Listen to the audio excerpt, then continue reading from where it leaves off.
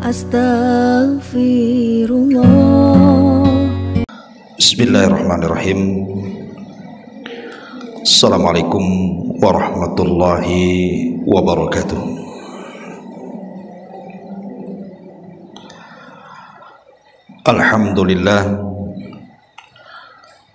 Alhamdulillahilladzi bi ni'matihi tatimmus shalihat. Asyhadu an la ilaha illallah wahdahu rabbi la syarika lah. Wa asyhadu anna Muhammadan abduhu wa rasuluhu alladzi la nabiyya ba'da, amma ba'du. Alhamdulillah, di pagi menjelang siang ini kita bisa duduk kembali untuk berthalabul ilmi, dan kita masih melanjutkan kajian kita membahas kitab Minhajul Muslim, dan kita masuk pada pasal ke-14 tentang adab-adab seputar tidur. Pembahasan ini sangat penting sekali untuk kita bahas, karena tidur itu ada mukjizat di dalamnya, ada keajaiban-keajaiban di dalamnya. Bahkan tidur sendiri bisa mencetak manusia itu menjadi orang-orang besar. Kalau orang paham tentang adab tidur, di balik tidur itu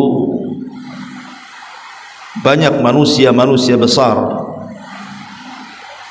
dari kalangan para ulama dan yang lainnya itu terlahir dari adab-adab ini. Saya contohkan saja Urwah ibnu Zubair. Urwah ibn Zubair saat dia masih muda, dia membawa kawannya, kemudian ngobrol setelah Isya sampai larut malam. Kemudian Aisyah radhiyallahu anha, karena Aisyah adalah bibinya, maka menegur Urwah ini dan mengatakan, ya Urwah, laisa hakadha ma fa'ala an-nabiyyu sallallahu alaihi wasallam, bukan seperti ini yang dilakukan Nabi. Nabi tidak pernah bergadang selarut ini. Nabi sallallahu alaihi wasallam memerintahkan langsung tidur setelah Isya. Maka Urwah pun mengikuti nasihat bibinya Aisyah radhiyallahu anha. Apa yang terjadi? Urwah menjadi ulama besar. Siapa yang tidak kenal Urwah ibn Zubair, ulama yang sangat besar di zaman itu, sampai hari ini namanya dikenang karena kebesaran ilmunya. Lalu apa hubung kait dia menjadi ulama dengan tidur cepat? Karena orang yang tidur cepat ba'da Isya, maka dia akan bisa bangun tengah malam atau minimalnya sepertiga malam akhir, sehingga tidak ada waktu yang terbuang sia-sia, dan dia bisa belajar sehingga menjadi ulama besar.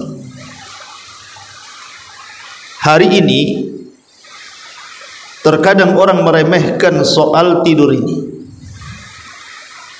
Terkadang orang marah gara-gara ada orang membuang nasi, mungkin kelebihan masak, kemudian tidak habis dan dibuang di tong sampah. Mungkin kita katakan orang itu orang yang mubazir, tetapi tidak terpikir bahwa betapa banyak orang yang memubazirkan hidup mereka dan waktu mereka dengan tidur. Itu mubazir semubazir-mubazirnya itu. Sebesar-besar mubazir itu ketika orang menghabiskan waktu membuang sia-sia dengan tidur. Karena orang tidur itu tidak sadar, bisa 2 jam, bisa 3 jam, bisa 1 hari kan itu ya. Kecuali kalau tidurnya itu mengikut kepada tidurnya Nabi sallallahu alaihi wa ala alihi wasallam. Makanya pembahasan tidur ini penting. Karena saking pentingnya pembahasan tidur ini, sampai Al-Quran mengatur kapan tidur dan kapan bangun. Tidak mungkin Al-Quran mengatur kapan tidur dan kapan bangun itu kecuali karena perkara itu besar, perkara itu agung. Karena kalau seandainya perkara itu tidak besar, ngapain Al-Quran bicara di situ? Umpamanya ibu suka masak, suka resep masing-masing kan. Ada yang suka sayur asem, ada yang suka soto, gulai, rawon, macam-macam. Kemudian ibu buka Quran cari resep, Bu. Kira-kira ada enggak tuh resep sayur asem di Quran tuh? Atau resep soto, atau resep rawon, atau pecel? Enggak akan dapat, Bu. Kenapa Quran tidak menyebutkan resep-resep itu? Karena itu remeh-temeh, tidak perlu cari Quran itu untuk membuat resep-resep makanan itu. Tetapi ketika Al-Quran bicara soal kapan tidur dan kapan bangun itu, menunjukkan ini bukan perkara remeh-temeh, ini perkara besar, diatur dalam Islam. Karena ada keajaiban dan mukjizat yang akan didapat bagi orang yang paham soal urusan tidur dan bangun ini. Ma'asyiral muslimat yang dimuliakan Allah Subhanahu wa taala. Di sini muallif rahimahullahu taala mengatakan seorang muslim berpandangan bahwa tidur itu bagian daripada karunia dan nikmat.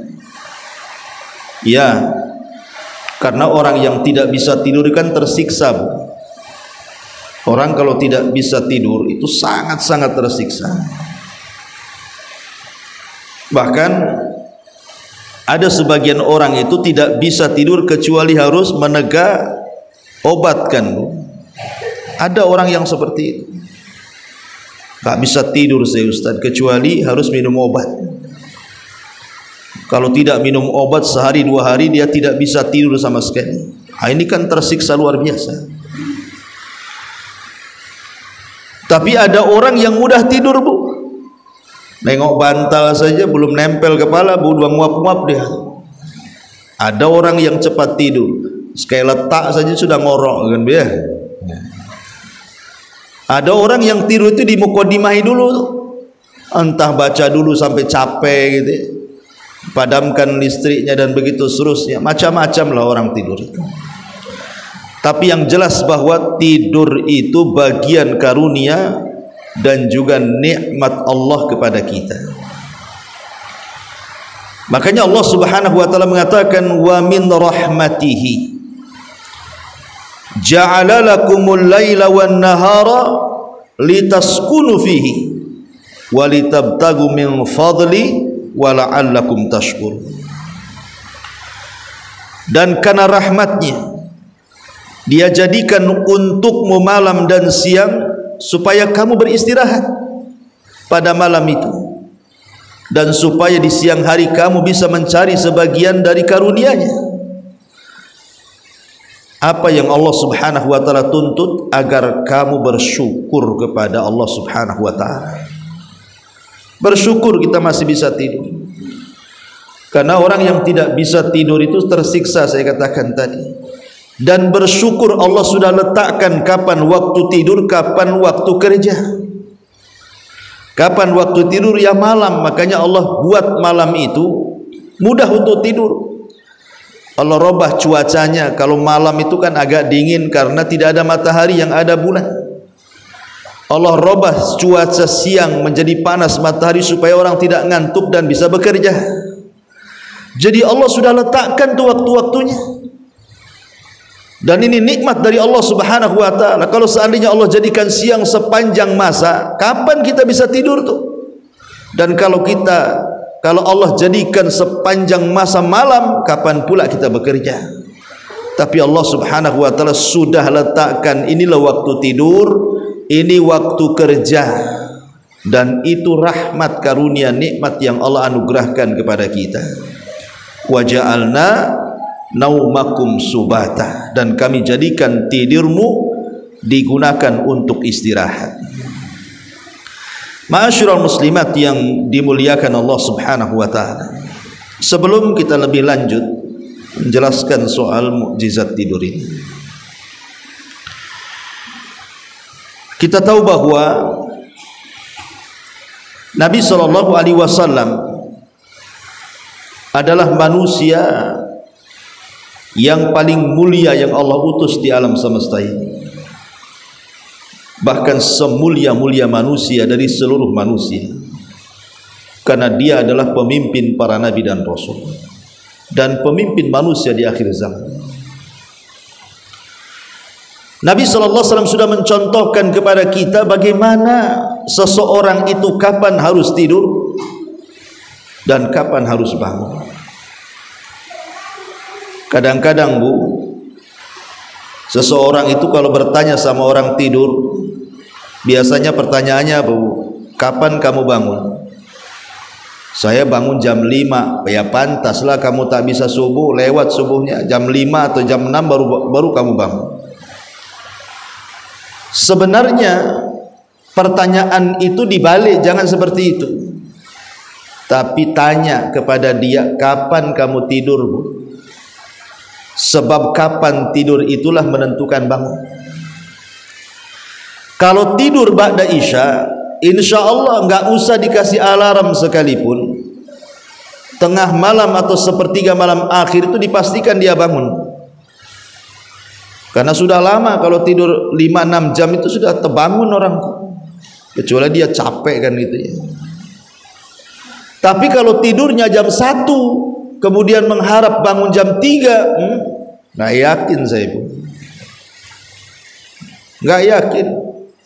Alarm itu yang bunyi kencang itu bukan bunyi alarm, itu disangkanya bunyi suruh tidur, tidur lagi gitu. Itu mungkin salah dengar dia, makanya dia makin ngorok kan.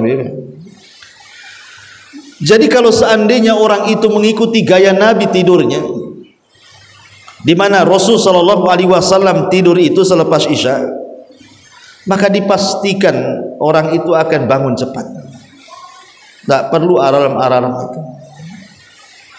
Perhatikan di dalam surah Al-Muzammil,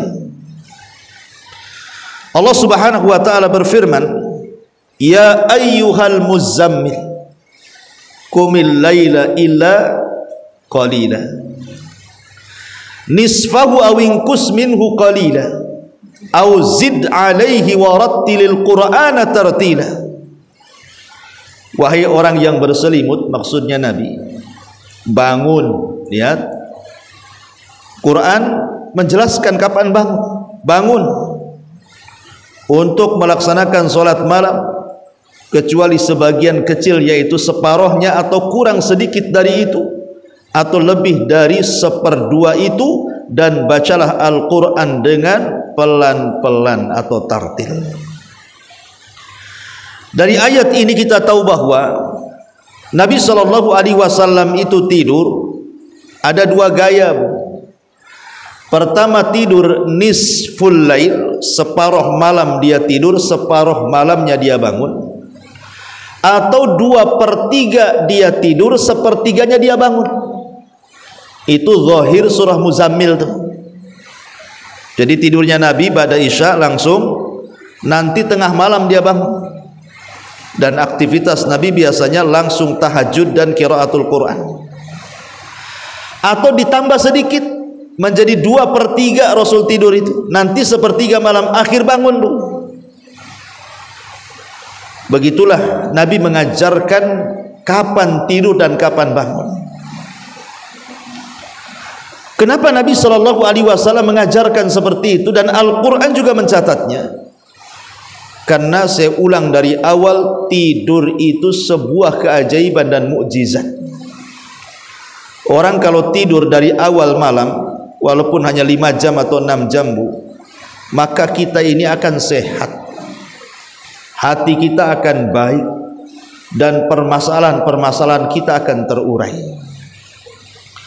Tapi kalau kita tertidur atau sengaja tidur tengah malam sampai kemudian lewat tahajud, lewat sampai ke subuh-subuhnya lah lewat, dia bangun setengah 6 atau jam 6 atau naudzubillah sampai jam 9 dia bangun, dipastikan jiwanya rusak, dipastikan jiwanya buruk, dan akan banyak masalah yang tidak tahu masalah itu datang dari mana. Mana dalilnya? Nabi SAW bersabda, bagaimana orang yang tidur itu akan didatangi syaitan. Apa kata Nabi SAW? Nabi mengatakan, yaqidu syaitan ala qafiyati ahadikum idhanah. Kata Rasul, setan itu akan datang. Setan itu akan datang kepada setiap orang yang tidur, kemudian mengikat 3 ikatan di tengkuknya, salasa uqadin, yadribu kulla uqdatin makanaha alaika lailun tawilun farkud, kata setan. Maka setiap setan itu ngikat 1 ikatan, maka setan akan membisikkan itu di telinga kita, malam masih panjang, tidur, tidur, malam masih panjang, kata setan tuh. Kemudian diikat lagi 1 ikatan, kemudian setan nyanyi lagi di telinga kita, malam masih panjang, tidur, sampai 3 kali Bu. Kita dinyanyiin itu sama setan di telinga kita itu, tidurlah, tidurlah, masih panjang loh malam, padahal sudah jam 6 tuh Bu ya. Maka Rasul SAW mengatakan, fa in istaiqadha, kalau dia terbangun di sepertiga malam sebelum subuh tuh, fa dzakarallah, dia pun langsung mengingat Allah, alhamdulillahilladzi ba'dama amatana wa ilaihin nusyur, langsung berzikir dia. Kemudian ketika dia berzikir, inhallat uqdatun, maka 1 ikatan lepas di tengkuknya. Fa in tawaddaa inhallat uqdah, kalau dia berwudu 2 ikatan hilang pada dia. Fa in shalla inhallat uqdatu kulluha, kalau seandainya dia salat, maka lepaslah 3 ikatan semuanya dari tengkuknya. Apa yang terjadi? Fa asbaha nasyitan thayyiban nafsi wa illa asbaha khabithan nafsi kaslan, kata Rasul, sehingga dia pun menjadi ceria hidupnya, penuh semangat hidupnya, tidak kalut hidupnya, tidak stres hidupnya, tidak banyak masalah hidupnya. Namun jika tidak demikian, maka dia akan memasuki waktu pagi dengan jiwa yang jelek, malas, dan akan banyak masalah hidupnya. Lihat Bu, bagaimana Nabi SAW sudah memberikan konsep kepada kita.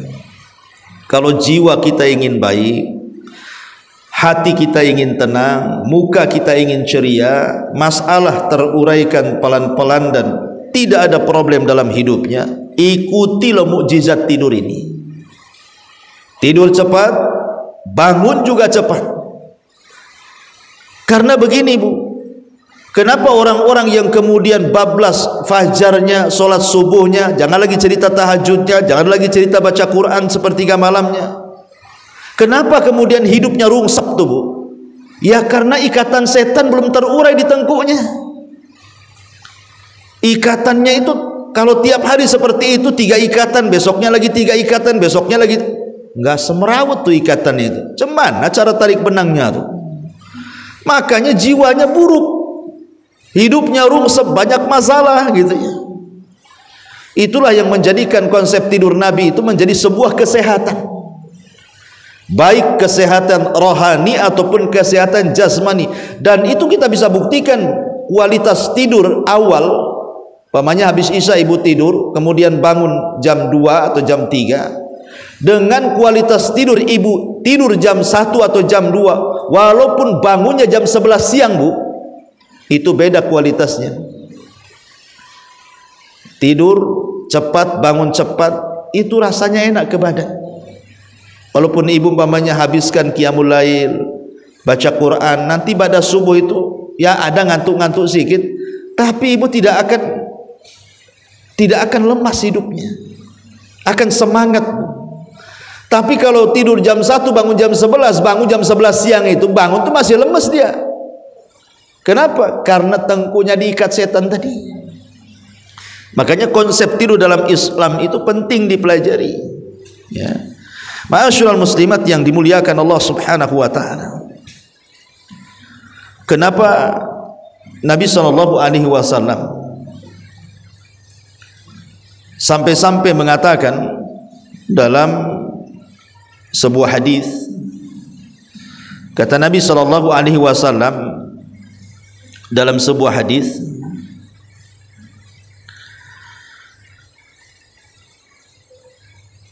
disebutkan dari Jabir bin Abdullah radhiyallahu anhu, annahu sami'a an-nabiy sallallahu alaihi wasallam yaqul, Rasul bersabda, idza dakhala ar-rajulu baitahu fa dzakara Allah inda dukhulihi wa inda ta'amihi qala asy-syaitanu la mabita lakum wala asya wa idza dakhala falam yadhkurillaha inda dukhulihi qala asy-syaitanu adraktumul mabita wa idza lam yadhkurillaha inda ta'amihi qala adraktumul mabita wal asya. Jika seseorang masuk rumahnya kemudian dia menyebut nama Allah ketika memasukinya, dan ketika makan, maka syaitan akan berkata kepada kawan-kawannya, tidak ada tempat tidur malam ini di rumah ini, dan tidak ada makan untuk kalian. Tapi jika seseorang masuk dan menyebut dan tidak menyebut nama Allah, maka setan akan berkata, kalian dapat tempat tidur di sini. Dan kalau dia tidak menyebut nama Allah ketika makan, maka setan akan mengatakan kepada kawan-kawannya, selamat, kalian dapat penginapan dan dapat makan di tempat ini. Artinya setan itu mengincar rumah-rumah yang di situ tidak dibacakan nama-nama Allah. Saat masuk rumah tidak salam, tidak baca basmalah. Saat makan minum juga main makan main minum, tidak makan, tidak baca basmalah. Maka syaitan akan mengincar tuh rumah-rumah yang kayak gitu. Maka syaitan akan menyeru kawan-kawannya, ini penghuninya tidak ada menyebut nama Allah. Berarti malam ini kita bisa nginap di sini. Malam ini kita bisa sarapan di sini. Lihat. Jadi rumah-rumah itu tiap malam diincar setan. Rumah siapapun.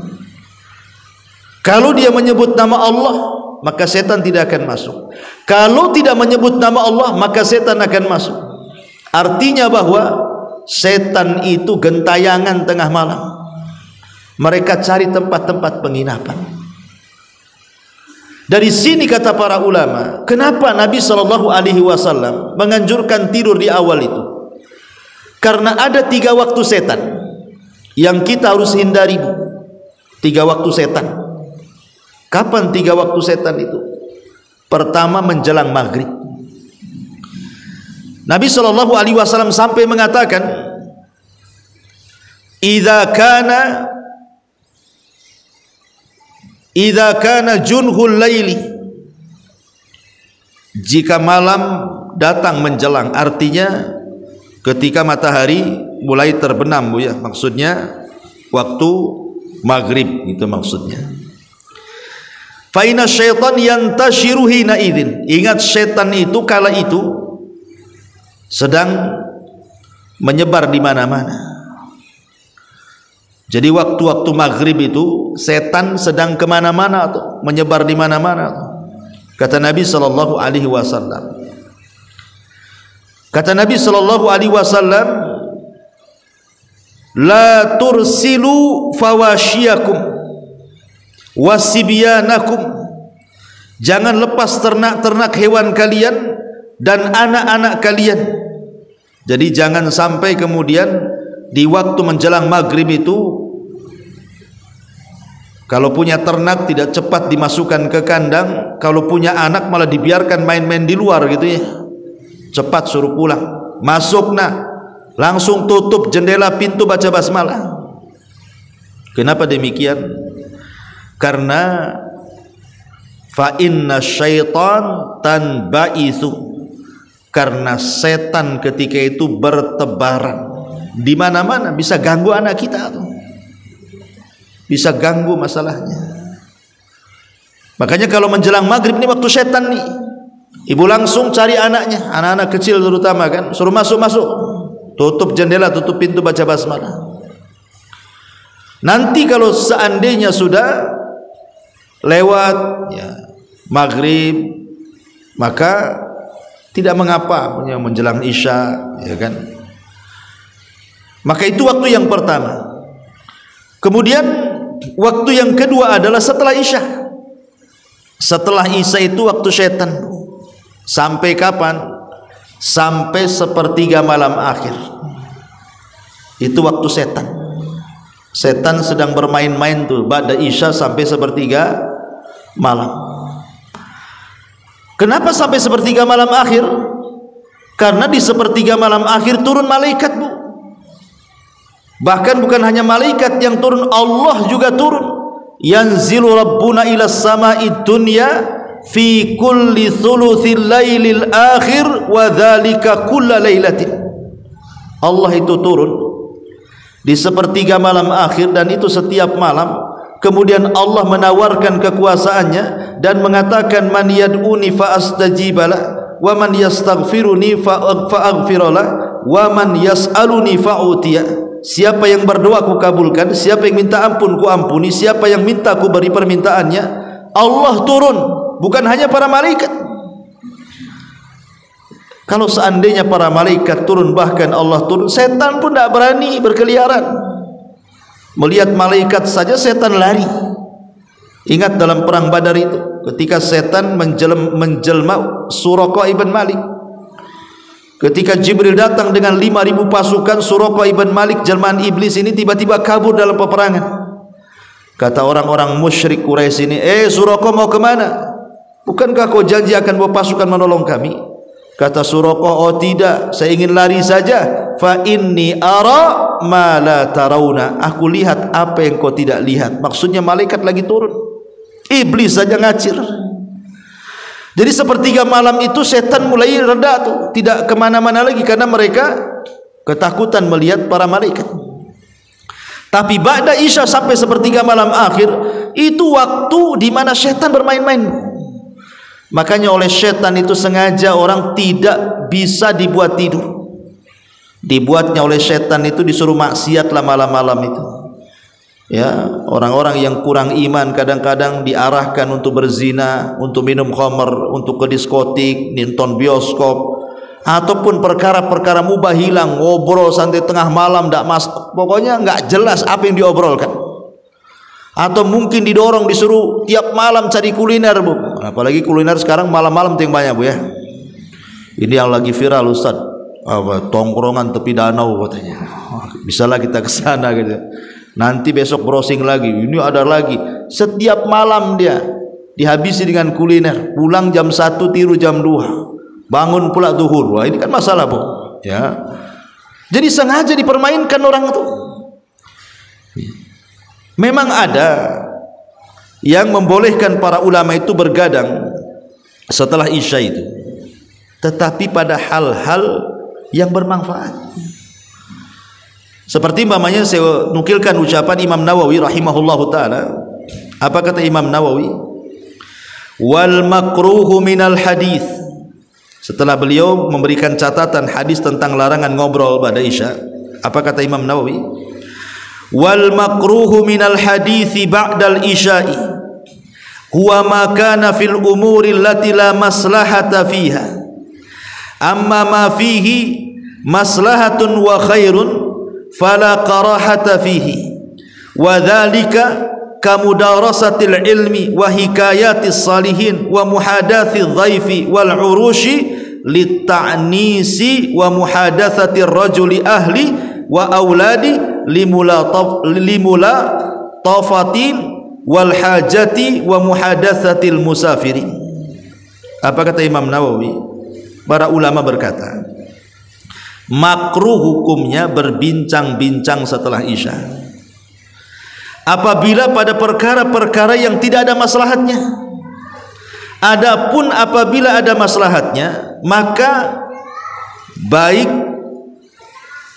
kalau ada maslahatnya dan maslahatnya itu membawa kebaikan, maka tidak mengapa berbincang setelah Isya. Kemudian Imam Nawawi mencontohkan seperti mempelajari ilmu, menceritakan kisah-kisah orang soleh, berbincang-bincang dengan tamu, atau karena ada acara pernikahan itu kan temporary, kadang sekali-kali saja, nggak mungkin ibu nikah terus kan, sekali aja nikah. Atau berbincang-bincang dan ramah tamah dengan istri dan anak-anak atau dengan suami gitu ya. Atau perbincangan antar musafir. Jadi kalau memang ada maslahatnya tidak ada masalah. Tapi kebanyakan hari ini yang begadang tengah malam itu tidak ada maslahatnya, Bu. Nonton bola, nobar gitu kan. Ya, kadang-kadang kemudian ibu udah kenyang sebenarnya, masih juga ngajak, bang ayo kita sana nongkrong di warung kopi sana katanya, tuh ada itu makanan enak di sana. Akhirnya habis gitu saja waktu, mubazir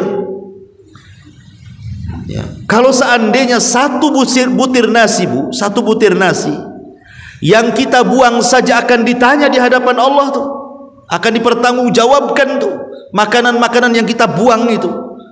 Maka yang lebih besar lagi yang akan dipertanggungjawabkan adalah soal waktu yang kita buang percuma.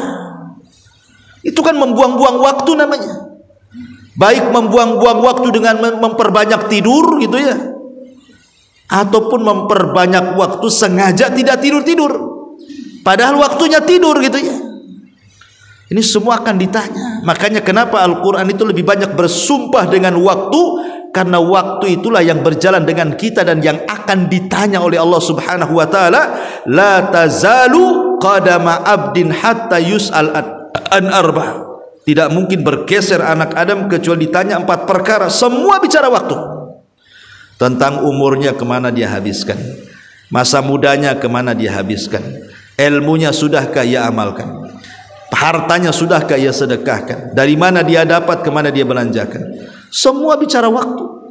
Umur waktu, masa muda waktu, nyari ilmu waktu, belanjakan harta juga waktu. Semua butuh waktu dan semua akan ditanya. Ya. Makanya kemudian di sini dibolehkan itu hanya dalam perkara-perkara yang ada maslahatnya saja. Seperti namanya thalabul ilmi, mungkin ada kajian pada Isya kan, umumnya kajian di Batam pada Isya, yang ada masalah karena dalam rangka mencari ilmu. Atau mungkin ibu dongeng sama anak-anak ibu gitu ya, mungkin dongeng sahabat Nabi, dongengin para ulama salaf ya, sehingga kemudian dipahamkan kepada anak-anak, sehingga yang harusnya tidur jam 9 bablas pula jam 11 karena asik bercerita. Nggak apa-apa, karena ceritanya maslahat ya, cerita orang-orang soleh. Atau karena ada tamu ya, namanya tamu kan temporary, bukan kan, ada mungkin jarang-jarang keluarga dari kampung datang ke Batam, gak enak gitu kalau kita tidur, kita temani dia ngobrol gitu ya, tidak ada masalah ya. Atau karena sebuah undangan pernikahan, atau yang menikah itu sendiri karena walimahnya sampai malam ya, gimana lagi, apalagi ibu bantu pula masak di situ ya. Ataupun bersandau gurau, bercanda, beramah tamah dengan keluarga, itu pun sekali-kali ya, jangan terus setiap malam. Jangan terbuang-buang waktu begitu saja. Ma'asyiral muslimat yang dimuliakan Allah Subhanahu wa taala. Di sini mu'alif rahimahullahu taala kemudian menyebutkan beberapa adab tidur itu. 1, tidak menunda waktu tidurnya. 1, tidak menunda waktu tidurnya sesudah sholat Isya, kecuali karena keperluan darurat.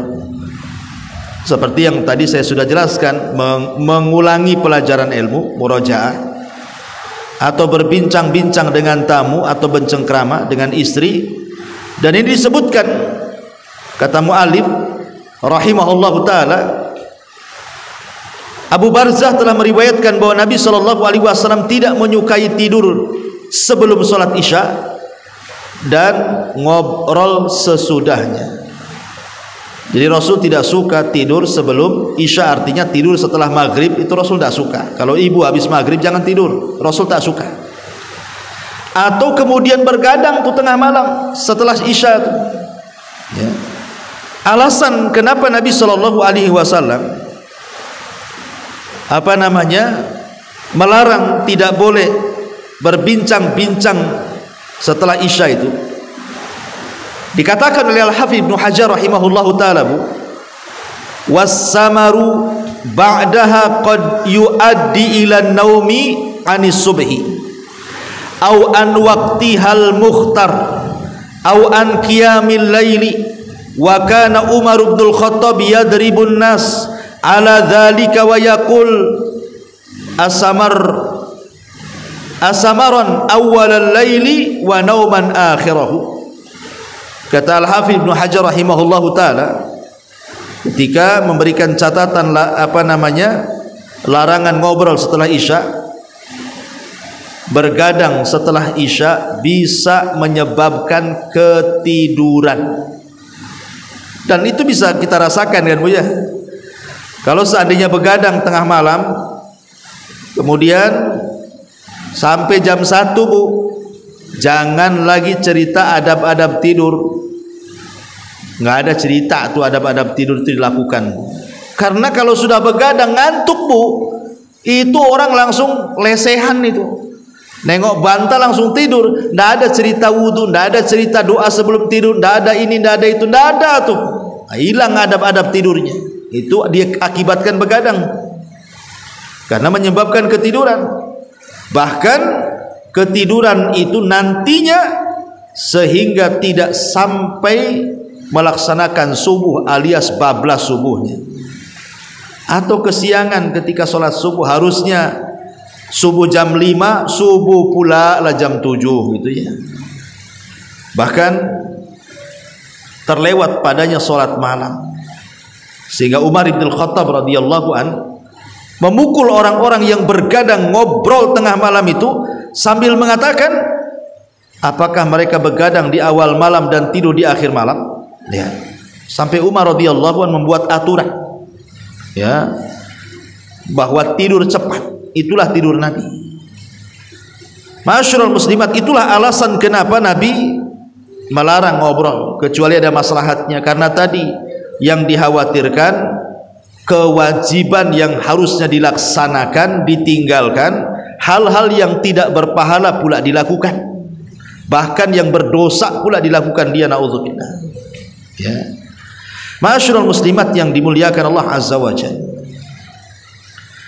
Kemudian yang kedua, berusaha untuk tidak tidur sebelum berwudu. Terlebih dahulu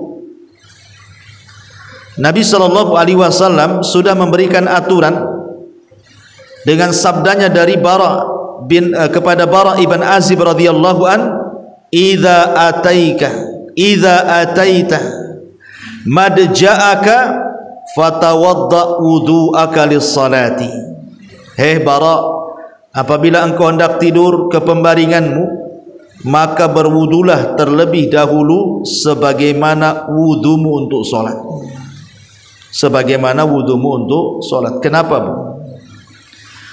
Kenapa kita disuruh berwudu? Sebagian ulama mengatakan begini, orang kalau ingin tahu seseorang itu mati husnul khotimah atau su'ul khotimah,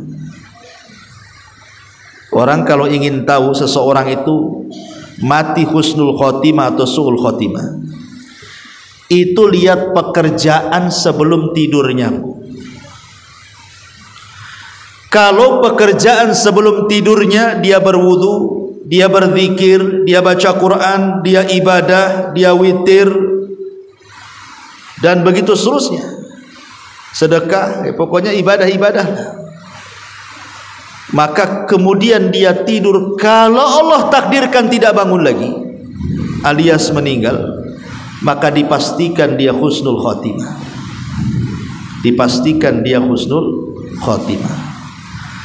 Tapi kalau sebelum tidurnya aktivitasnya maksiat kepada Allah Azza wa Jalla, dia berzina, dia minum khamr, dia hura-hura, dia membadzirkan hartanya, dia main-main dengan tidak ada faedahnya, kemudian tidur tidak berzikir, tidur tidak berwudu, main tidur, main lantak saja bahasa kitanya, kemudian Allah takdirkan dia bangun atau tidak bangun lagi alias meninggal, dipastikan suul khotimah, Budi.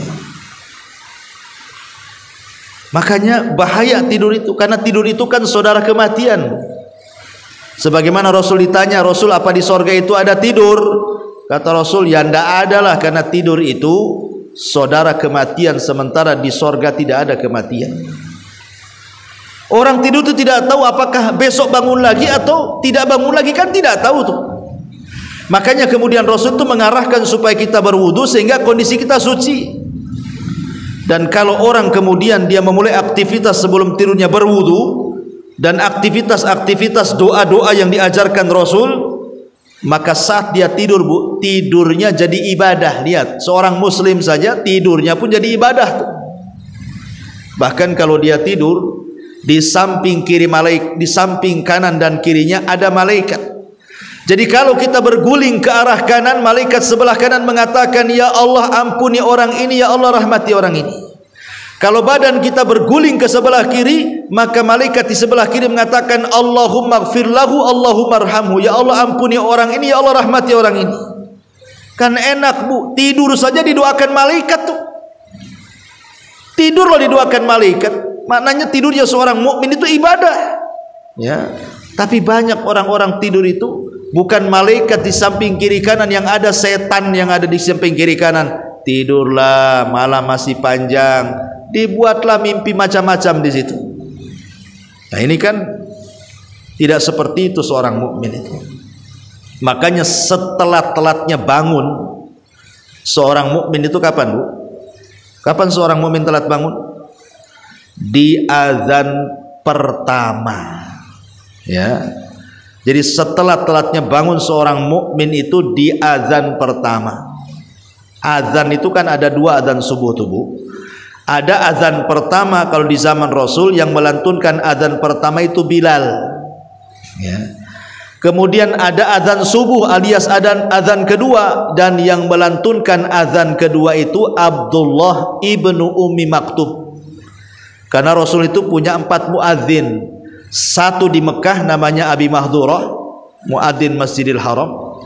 2 di Kuba, di Masjid Kuba yang pertama kali dibangun Nabi, namanya Sa'ad Al-Qaradi Maula Ammar ibn Yasir. Dan yang ketiga dan yang keempat di Masjid Nabawi, pertama Bilal ibn Rabah, dan itu pemimpin para muadzin. Kemudian wakilnya Abdullah ibnu Ummi Maktum, seorang buta, sahabat yang buta, yang turun surah Abasa kepada Nabi SAW. Jadi kalau mendengar suara azan Bilal berarti azan pertama. Kalau mendengar suara azannya Abdullah ibn Ummi Maktum berarti azan subuh. Apa fungsinya azan pertama untuk azan kedua? Fungsinya untuk membangunkan yang tidur siap-siap sholat subuh. Karena jarak dari azan pertama ke kedua itu tidak lama. Kata Nabi SAW, qadra khamsina ayat, seperti orang membaca 50 ayat Quran. Anggaplah 20 menit lah kan sebelum subuh, itulah bangun. Itu setelah telatnya bangun tuh. Di azan pertama 20 menit sebelum azan kedua.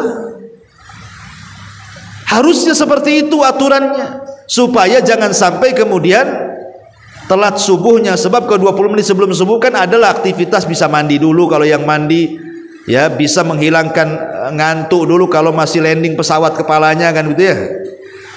Bisa dulu istirahat dulu, atau bisa witir dulu, atau bisa membaca Quran walaupun seayat 2 ayat dulu, kan ada mukadimahnya tuh. Sehingga ketika masuk subuh itu sudah nggak ngantuk. Nah itulah kenapa aturan itu seketat itu dalam Islam. Kapan bangun, kapan tidur gitu ya. Karena memang ada mukjizat besar di situ. Ada keajaiban tidur itu. Itu kalau yang ikut aturan. Dan ibu bisa tanyalah ke dokter mana saja, ke kesehatan mana saja, kualitas tidur orang yang tidur di awal waktu dengan orang yang tidur di akhir waktu tuh. Beda jauh kualitasnya, Bu.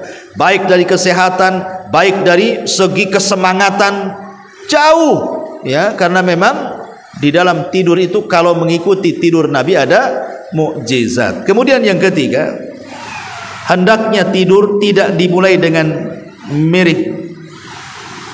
Hendaknya tidur dimulai, hendaknya tidur dimulai dengan miring ke lambung, ke sebelah kanan. Kenapa? Kenapa mesti tidur ke arah lambung sebelah kanan? Karena biasanya orang yang tidur, dan ibu bisa praktekkan lah ya, miring ke sebelah kanan, ke lambung kanan itu biasanya nggak nyenyak, Bu. Itu kalau mendengar suara-suara terkejut tuh biasa bangun. Beda kalau tidur terlentang, ya itu lama bangunnya. Tapi kalau miring ke kanan, ke lambung kanan, itu cepat bangunnya. Karena begini, Bu, Nabi SAW tidur berapa waktu? Berapa kali? Tidur Nabi, Bu, itu berapa kali? Tidur Nabi itu 3 kali, Bu. Tidur Nabi itu 3 kali. Kalau kita berapa kali, Bu? Kalau kita bukan tidurnya 3 kali, makan yang kita 3 kali itu ya. Rasul itu tidur setelah Isya, kemudian bangun separuh malam, atau ditambah 2/3 tidur, kemudian 1/3 malam dia bangun. Ini waktu pertama Rasul tidur, dan ini tidur terpanjang Nabi. Jadi tidur terpanjang Nabi itu dimulai dari ba'da Isya. Nanti tengah malam dia bangun, atau 2/3 malam dia tidur, 1/3 malamnya dia bangun. Itu pokok tidurnya Nabi ya. Kemudian yang kedua, Nabi itu tidur nanti setelah melaksanakan qiyamul lail.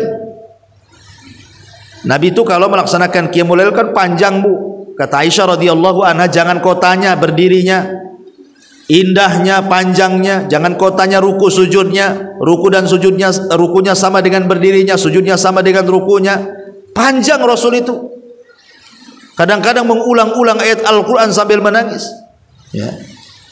Lah nanti kalau sudah dekat-dekat subuh, Bu ya, setelah melaksanakan sholat sunnah 2 rakaat, namanya sholat sunnah fajar, itu kan ada waktulah kira-kira 10 menit sebelum subuh ya kan.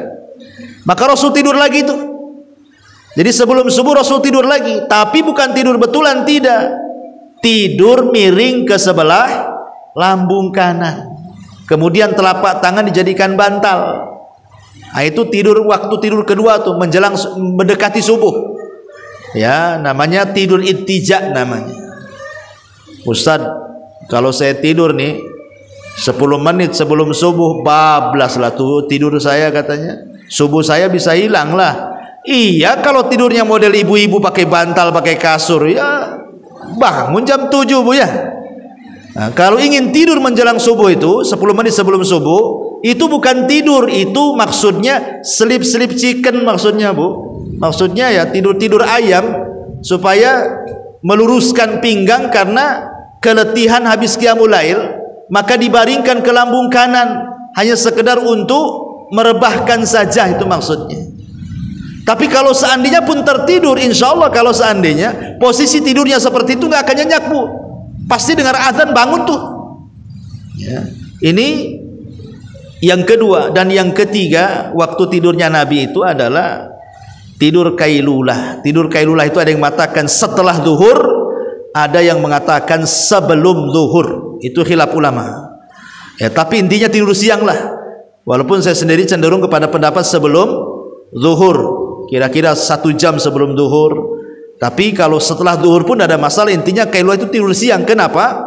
Karena kailulah itu dalam rangka menyelisihi setan. Tadi kan saya ulang, waktu setan ada 3 kan, Bu. Setelah Isya, sebelum maghrib sampai terbenam matahari, setelah Isya sampai 1/3 malam, dan ini yang ketiga, siang. Ya, siang itu tempat setan bermain-main, karena setan gak tidur siang tuh, sengaja orang itu dibuat jangan tidur. Karena fungsi kailulah itu, maksudnya tidur siang itu supaya kita bisa bangun malam. Dan kailulah itu tidak usah lama-lama. Ya bisa 15 menit, bisa 20 menit, bisa setengah jam lah gitu. Itu juga hanya rebahan-rebahan saja. Kalau di kantor ya cukup kita sandarkan di kursi, ataupun mungkin direbahkan di meja. Kalau dia supir, taksi, angkot atau apa, ya tinggal direbahkan saja di kursi mobil gitu ya. Hanya sekedar untuk menghilangkan keletihan kerja satu hari, supaya urat-urat ini tidak tegang. Dan itu sudah diteliti oleh Barat. Orang yang membiasakan tidur walaupun sedikit di siang hari, itu bisa menyehatkan jantung dan tidak akan terkena penyakit stroke. Tapi walaupun seandainya Barat tidak menelitilah soal kenapa Islam itu menganjurkan tidur siang walaupun sedikit, walaupun tidak tidur betulan, hanya rebah-rebahan, dan itu kesehatannya luar biasa, dan itu bagian mukjizat kan, anggaplah Barat tidak meneliti, tetap kita yakini bahwa dalam perbuatan Nabi itu ada maslahat kebaikan dan pasti ada pahala di dalamnya. Bukan hanya pahala, ada kesehatan, ada kebaikan, ada maslahat. Karena tidak mungkin Rasul melakukan sesuatu yang sia-sia kan begitu. Ya, ma'asyiral muslimat yang dimuliakan Allah Subhanahu wa taala. Kemudian yang ketiga kata muallif, yang keempat, jangan tidur dengan badan telungkup, karena itu tidurnya penduduk neraka atau tidur yang tidak disukai Allah. Jadi ibu telungkup, maksudnya tidur di atas perut, itu namanya perutnya direbahkan, ditelungkupkan, nggak boleh. Ya, itu tidurnya penduduk neraka seperti itu. Makanya Rasul mengatakan, innaha dij'atu ahlin nar. Tidur yang seperti itu adalah berbaringnya penduduk neraka. Dalam riwayat, innaha dij'atun la yuhibbuhallah. Itu tidur yang Allah tidak suka di situ. Ya ibu ya, kecuali ibu lagi diurut, ya tidak mungkinlah telentang, kan diurut punggungnya kan bu ya. Ya, ibu lagi kerokan, ya terpaksalah ibu telungkup. Tapi habis diurut kerokan, jangan kemudian tidur. Jadi kalau suami lagi diurut sama ibu lagi dikerok, kemudian dia kan telungkup tuh bu, tiba-tiba habis diurut kok ngorok, bangunkan. Jangan dibiarkan, bangunkan, bang, jangan tidur kayak gitu. Itu tidurnya posisi penuh neraka tuh. Takut-takuti gitu. Ya, jadi suruh telentang ataupun ke lambung sebelah kanan. Taib. Kemudian yang nomor 5, hendaklah mengamalkan zikir-zikir yang diajarkan. Salah satunya subhanallah walhamdulillah wallahu akbar 33 kali. Ataupun la ilaha illallah wahdahu la syarikalah lahul mulku wa lahul hamdu wa huwa ala kulli syai'in qadir. Ataupun yang dinasihatkan Rasul kepada Ali, membaca tahmid 33 kali, membaca takbir 43 kali, dan membaca tasbih 33 kali. Jadi semua 100. Tasbih 33, tahmid 33, dan takbir 34. Jadi 100. Kemudian yang berikutnya juga ini doa yang sangat bagus sekali. Ya, kalau bisa ibu hafalah. Yang ini nih, ya. Di mana Nabi sallallahu alaihi wasallam mengajarkan, bismikallahumma wada'tu jambi wa bismika arfa'uhu Allahumma in amsakta nafsi faghfir laha wa in arsaltaha fahfadha bima tahfadhu bihi salihin min ibadika.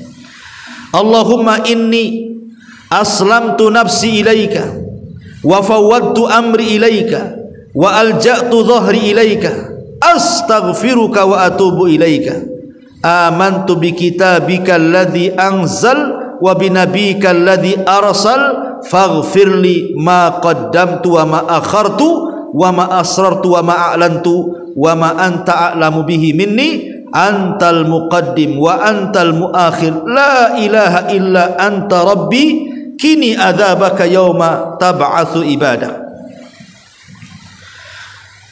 Dengan menyebut namamu ya Allah, aku letakkan sisi kanan tubuhku ini kepadamu, dan dengan menyebutmu ya Allah pula aku mengangkatnya. Ya Allah, jika engkau mengambil jiwaku setelah tidur ini, maka ampuni dosaku. Jika engkau melepaskan, maka peliharalah ia sebagaimana pemeliharaanmu kepada hamba-hambamu yang saleh. Ya Allah, sesungguhnya aku serahkan jiwaku kepadamu, dan aku pasrahkan urusanku kepadamu. Aku sandarkan punggungku kepadamu. Aku memohon ampunan, bertobat kepadamu. Aku beriman dengan Quran yang kau turunkan, dengan Rasul yang kau utus. Maka ampunilah bagiku dosa-dosaku yang telah lalu dan yang akan datang, dosa yang aku lakukan secara sembunyi-sembunyi ataupun yang terang-terang, dosa-dosaku yang engkau lebih mengetahui isinya daripada diriku. Engkaulah yang maha mendahulukan dan engkau pula yang maha mengakhirkan. Tiada Tuhan yang berhak disembah melainkan engkau. Ya Rabbku, lindungilah aku dari azabmu pada hari engkau membangkitkan hamba-hambamu. Kenapa saya anjurkan doa ini, Bu? Karena dalam riwayat yang lain, Bu, Nabi SAW mengatakan, idza asbahta asbahta ala khairin wa idza mitta mitta alal fitrah. Kalau setelah ibu baca doa ini, kemudian Allah masih menghidupkan kita di pagi hari, maka kita akan dihidupkan dalam kondisi Allah berkahi dengan kebaikan. Tapi kalau Allah takdirkan kita mati, maka kita akan diwafatkan di atas fitrah, di atas tauhid, husnul khotimah, itu maksudnya. Jadi kenapa kemudian dianjurkan? Luar biasa, karena doa ini ya menjadikan kita selamat saat tidur dan menjadikan nilai tidur kita ini ibadah. Kemudian jika terbangun di tengah malam, hendaklah membaca la ilaha illallah wahdahu la syarikalah, lahul mulku wa lahul hamdu wa huwa ala kulli syai'in qadir, subhanallah walhamdulillah wa la ilaha illallah, Allahu akbar, la haula wa la quwwata illa billahi, thumma qala Allahumma gfirli. Tidak ada Tuhan yang berhak disembah selain Allah semata. Tidak ada sekutu baginya, kepunyaannya lah segala kerajaan, segala puji baginya. Dia maha kuasa atas segala sesuatu, maha suci Allah, segala puji bagi Allah. Tidak ada Tuhan yang berhak disembah kecuali Allah. Allah maha besar dan tidak ada daya dan upaya kecuali pertolongan Allah. Kemudian dia mengucapkan, ya Allah ampuni dosa-dosaku. Intinya bahwa perbanyak zikir. Intinya perbanyak zikir sebelum tidur. Ya, kalaupun tidak hafal yang panjang-panjang, yang paling masyhur sajalah alhamdulillahilladzi ahyana ba'dama amatana wa ilaihi nusyur. Minimalnya inilah ya, segala puji bagi Allah yang menghidupkan kami kembali setelah kematian. Minimalnya bismikallahumma amutu wa ahya. Ini doa tadi, doa setelah bangun tidur ya. Jadi minimalnya kalau memang ibu tidak hafal yang panjang-panjang, ya bismikallahumma amutu wa ahya, dengan menyebut namamu ya Rabb, aku mati dan aku hidup. Kemudian bangun tidur juga membaca alhamdulillahilladzi ahyana ba'dama amatana wa ilaihi nusyur, dalam bentuk kita masih dihidupkan. Karena betapa banyak orang yang tidur tidak hidup lagi, maka syukuri kita masih dibangkitkan kembali, masih hidup dan tidak mati, dengan menyebut alhamdulillah, segala puji bagi Allah yang telah menghidupkan kita setelah mematikan, maksudnya menidurkan, dan hanya kepada Allah lah kami akan dikumpulkan. Ma'asyiral muslimat yang dimuliakan Allah Azza wa Jalla, adapun secara khusus ya, adab-adab tidur memang di sini singkatnya mu'alif ya, tapi kita coba baca saja secara singkat. Yang pertama, tafakur. Malam ini tempat tafakur, memikirkan kuasa-kuasa Allah, bagaimana Allah munculkan bintang-bintang, bagaimana ada bulan, bagaimana langit digelapkan, dan begitu seterusnya. Ini tidak mungkin dilakukan kecuali Allah yang melakukannya. Di situ tafakur dengan kekuasaan namanya, supaya kita makin dalam keimanan kita kepada Allah. Kemudian juga kalau malam sebelum tidur Bu, matikan lampu, tutup pintu, tutup jendela, tutup mungkin kuali-kuali yang masih tersisa ada makan atau ada makanan di meja, tutup, entah pakai apalah tutupnya. Jangan lupa baca basmalah, karena sesuatu yang kita tutup dan kita baca basmalah, setan tidak mungkin mampu membukanya. Kemudian juga tadi saya jelaskan disunahkan berwudu, kemudian mengebut tempat tidur dan membaca basmalah. Jadi ibu sebelum tidur, kan sekarang ada pengebut tidur itu pakai apa tuh Bu? Pakai sapu lidi ya Bu ya, atau kalau tidak ada sapu lidi pakai sarung atau pakai kain lah, dikebut dan baca basmalah ya. Itu juga termasuk adab tidur, supaya dikhawatirkan entah ada binatang-binatang kecil, ibu tidur tidak tahu kan, kemudian masuk ke dalam baju, masuk ke telinga, masuk ke hidung dan begitu seterusnya, maka itu fungsinya ya. Kemudian juga tadi sudah jelaskan tidur ke lambung kanan. Kemudian juga membaca ayat kursi. Ini penting ayat kursi itu, karena yang menyarankan untuk membaca ayat kursi sebelum tidur itu justru setan menyarankan Abu Hurairah. Abu Hurairah, kalau engkau ingin selamat dari gangguan setan, baca ayat kursi sebelum tidur katanya. Ini yang ngomong ini setan. Kemudian disampaikan kepada Rasul oleh Abu Hurairah, kata Rasul, "Shadaqaka wa huwa kadzub." Setan itu dalam bab ini benar, tapi dia itu pendusta, hati-hati katanya. Jadi baca ayat kursi sebelum tidur ya. Kemudian juga tadi jelaskan berwudu. Kemudian juga disunahkan seseorang kalau bermimpi buruk, seandainya ibu tidur mimpi buruk nih Bu ya, satu Bu, langsung ta'awud. Kemudian yang kedua, meludah ke arah kiri 3 kali. Kemudian yang ketiga, posisinya putar, jangan di tempat itu lagi, nanti nyambung mimpinya. Jadi kok ada episode kedua jadinya. Jadi kalau bisa ganti posisi, entah kepalanya yang tadinya ke utara jadi ke selatan, atau yang tadinya dari timur ke barat, pokoknya gantilah posisi. Atau suaminya, kalau yang punya suami, bang, abang tidur sini, saya di situ. Nah, pokoknya intinya ganti posisi. Ya. Kemudian yang ketiga, jangan dipikir mimpi buruk, karena mimpi buruk tidak mungkin terjadi, itu gangguan setan. Ya, supaya jangan nanti kepikiran masuk lagi ke mimpi kan itu. Jadi itu 4 perkara ya. Ta'awudz, kemudian meludah ke arah kiri 3 kali. Kemudian ganti posisi, kemudian jangan dipikir, karena mimpi buruk tidak mungkin terjadi. Itu kalau mimpi ya. Kemudian tidur lagi gitu ya. Kemudian kalau seandainya terbangun juga, ibu sudah lama tidur kan, bangun sepertiga malam, kemudian ibu berzikir, kemudian wudu, kemudian sholat, kemudian ngantuk, ibu tidur lagi, insya Allah Bu, tidur yang kedua kali tidak akan diikat setan kepalanya. Jadi setan itu akan mengikat di permulaan tidur saja. Tapi kalau ibu bangun tengah malam kemudian berwudu atau baca Quran atau tahajud atau sholat 2 rakaat saja, kemudian ngantuk tidur lagi, itu tidak akan diikat lagi. Nah, ya. Nah, kemudian juga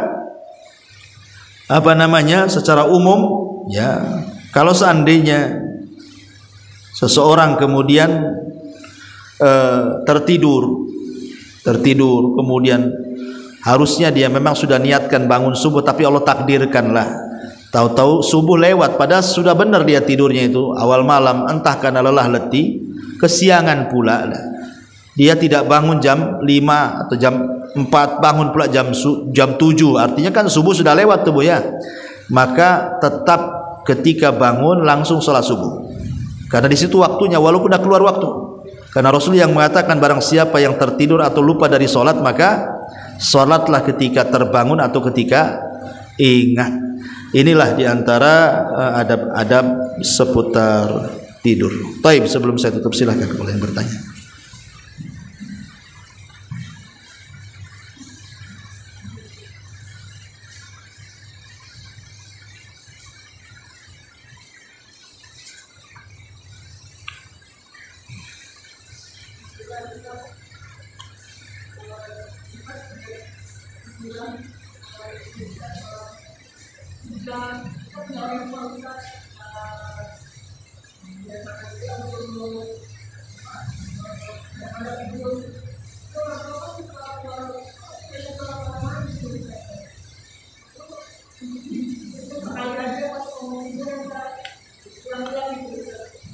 Apa itu? Yang diulang-ulang? Berwudu. Kenapa? Pikun.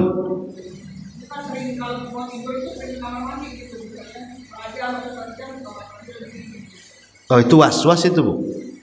Iya. Tidak, wudu sekali aja mau tidur. Kalaupun seandainya kentut ya, pemaya kan ibu tidur. Tidur nyenyak itu kan membatalkan. Secara logika, pemaya tidur ini nyenyak itu membatalkan wudu. Yang tidak membatalkan wudu itu tidur yang tak nyenyak. Karena kalau tidur nyenyak kan kita tidak tahu entah kentut entah apa kan itu ya. Tidur itu sunnah saja, sunnah sebelum tidur kita wudu. Ya. Sekarang logika gini, Bu. Ibu berhubungan dengan suami, otomatis kan hadas besar kan, Bu? Kan ibu wudu saja nggak menghilangkan hadas besar. Wudu itu menghilangkan hadas kecil. Wudu itu yang menghilangkan hadas besar itu mandi, ya kan?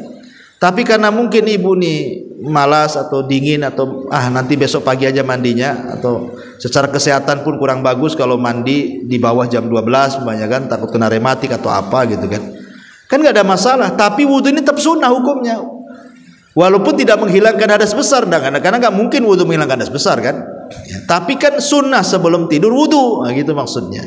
Untuk apa? Ya sudah lakukan saja kan, ada ibadat yang sifatnya ta'abudi. Ya Rasul perintahkan, ya sudah kita lakukan, nggak usah banyak tanya. Wudu saja. Wudu sudah kemudian tidur. Wallahu a'lam.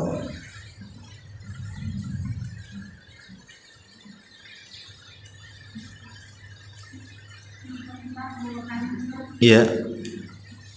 Seandainya itu rumah tempat kita tinggal, tapi tidak semua kamar ditempati karena faktor keadaan anak-anak udah nggak di rumah di asrama gitu.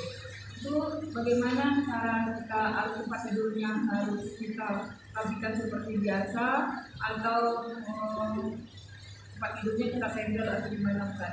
Karena tidak semua kamar bisa kita tempati. Itu takutnya dikhawatirkan ada setannya atau gimana? Ya, alhamdulillah. Ya memang ada hadis yang mengatakan tentang kamar yang tidak ditempati itu akan ditempati oleh syaitan kan gitu kan. Ya karena rumah atau pengisi rumahnya itu tidak pernah berzikir kepada Allah. Tadi kan ada hadis yang mengatakan kalau setiap masuk rumah baca salam, baca basmalah, ketika makan dan minum kemudian kita baca basmalah, maka setan tidak akan nginap di rumah kita dan tidak akan ikut makan juga dengan kita. Orang yang rumahnya diinapi setan itu karena jarang berzikir, jarang baca Quran, tidak pernah sholat dalam rumah gitu ya. Dijadikannya rumah seperti kuburan. Nah, itu setan banyaklah masuk di situ. Ya. Ya, tetapi kalau memang kita merasa was-was, maka nggak masalah lah ibu berganti-ganti tidur, kadang di rumah, di kamar anaknya karena jarang tempati, ya sekali-kali tidur di situ. Ya. Kalau apa yang ini kemungkinan untuk berganti-ganti tempat kamar itu rasanya kayak susah gitu. Soalnya saya nggak bisa tidur pindah-pindah tempat gitu. Terus rata-rata dalam apa ini samping saya sering kapal gitu kan. Yang bekerja di luar kota. Itu kami tidurnya cuma di tempat kamar kita aja gitu. Ya sudah, nggak masalah. Tapi di waktu-waktu tertentu ibu sholat di kamar itu atau baca Quran di situ atau dzikir di situ kan bisa, Bu. Tidak harus mesti tidur di situ. Iya. Ya di kamar itu ibu baca Quran, di kamar anaknya, sholat di situ, gitu ya. Jadi nggak ada masalah. Ya yang penting ibu berada dalam rumah, ya kemudian juga dibersihkan karena setan kan suka di tempat-tempat kotor masalahnya kan. Tetap kamar walaupun anak lagi mondo, lagi ini tetap kondisinya harus bersih, wangi, gitu ya. Supaya jangan ditempati oleh setan karena setan suka di tempat-tempat kotor. Jangan dibiarkan. Ya, jangan kemudian setahun nggak pernah dibuka gitu, tahu-tahu sarang laba-laba semestinya. Ya. Jadi ya memang kita di zaman sekarang kan kehidupan berbeda dengan zaman dulu. Kalau dulu kan memang bangun rumah agak sulit, ya agak sulit karena ekonomi. Nah, sekarang Allah bentangkan dunia kepada kaum muslimin, bangun rumah besar-besar, kamar pula banyak-banyak gitu kan. Kadang-kadang kamar yang banyak itu nggak ditempati. Ya, makanya kalau seandainya ibu anak-anak sudah besar kan itu ya, kita tinggal berdua dengan suami gitu. Ya direnov aja lah rumah tuh. Kalau udah nggak ada lagi yang tempat tinggal di situ, ya mungkin taruhlah satu kamar mungkin ada tamu anak gitu ya, yang bisa ditempati kalau ada tamu gitu. Ya saya kira kalau kita banyak beribadah, banyak berzikir di rumah, insya Allah tidak ada setan yang masuk di situ. Wallahu a'lam. Iya.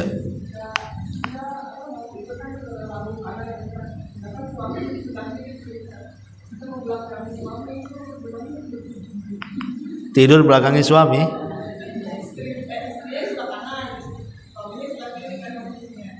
Ya mungkin lagi pegal punggungnya gitu ya.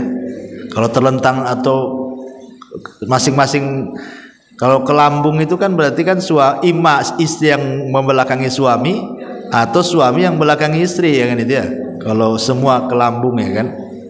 Ya kan satu posisi itu bukan, kita tidak tahu juga. Itu kan posisi ketika memang betul-betul sudah ngantuk kan itu. Kalau masih baring-baring di kasur kan masih bisa bercanda ngomong ya, posisinya ya terserah lah kan gitu ya. Tapi kalau udah ngantuk betul ya, nah itulah langsung ibu ambil posisi gitu ya. Nah, ini kan sunnah Nabi, memang sunnahnya seperti itu. Sunnah Nabi memang berbaring ke lambung kanan. Tapi bukan berarti kalau tidak tidur menghadap ke lambung kanan kemudian haram, tidak. Ini kan sunnah, sunnah Nabi. Tidak berdosa bu, tapi ya sekali-kalilah seperti itu gitu ya. Atau kalau menjadi kebiasaan malah itu lebih bagus. Ya, kadang kalau orang tidak terbiasa memang agak sulit, kecuali kalau pegal punggungnya aja baru dia guling ke kanan, nanti pegal gulung ke kiri kan itu ya. Ya orang tidur itu sebenarnya tidak ada aturan, cuman sunnah Nabi seperti itu ya, ke lambung kanan bagi orang-orang yang ingin bangun malam, karena itu paling mudah bangunnya seperti itu. Kalau ingin bangun cepat ya seperti itu posisi tidurnya, ke lambung kanan. Kalau ingin nyenyak ya telentang aja bu. Itu dipastikan nyenyak tuh kan itu ya. Ya. Tapi alhamdulillah sekarang juga Allah mudahkan dengan adanya alarm. Ya dulu kan sulit alarm itu. Kalau sekarang kan alhamdulillah setiap handphone ada alarmnya, ada volumenya, bisa dikeraskan sampai tetangga dengar gitu ya. Jadi bisalah pakai alarm kalau memang posisi tidur, itu kan sunnah, sekali lagi sunnah. Cuman masalahnya kan begini, dulu para sahabat mereka menjalankan sunnah itu karena itu sunnah. Tapi kita di zaman sekarang meninggalkan sunnah itu karena itu sunnah. Gitu ya bu ya. Itulah bedanya. Sahabat menjalankan sunnah alasannya karena sunnah. Kita pula meninggalkan sunnah alasannya karena sunnah juga. Ah itu kan sunnah saja katanya. Akhirnya tidak dilakukan bu ya. Nah itu. Ya kalau ini kan konsep Nabi itu, kalau buat konsep pasti tidak ada celak di situ. Pasti ada kebaikannya. Ya, cuman kita saja yang kadang-kadang tidak mau mengikuti cara Nabi. Ya soal tadi saling membelakangi ya memang harus seperti itu. Ya gimana caranya? Ya otomatis kalau suaminya yang sebelah kiri ya nanti dia punggungnya belakangi istrinya, atau sebaliknya kan itu ya. Ya sekali lagi ini kan posisi saat-saat sudah mulai ngantuk sekali aja kita pakai seperti itu. Nanti dan ya ibu minta maaf bang, ini kan sunnah, terpaksa saya punggungnya. Saya nggak marah lagi gitu kan. Jadi ya ngomong baik-baik sama suaminya. Tapi insya Allah kalau suaminya paham itu sunnah nggak akan dia masalah, kecuali memang sebelumnya dimukodimahi dengan pertengkaran, itu lain lagi. Memang sengaja ibu itu munggungi suami kan, karena memang diawali dengan pertengkaran. Loh, kalau nggak ada apa-apa ya insya Allah nggak ada masalah ya. Lagi suaminya kenal sunnah juga. Wallahu a'lam.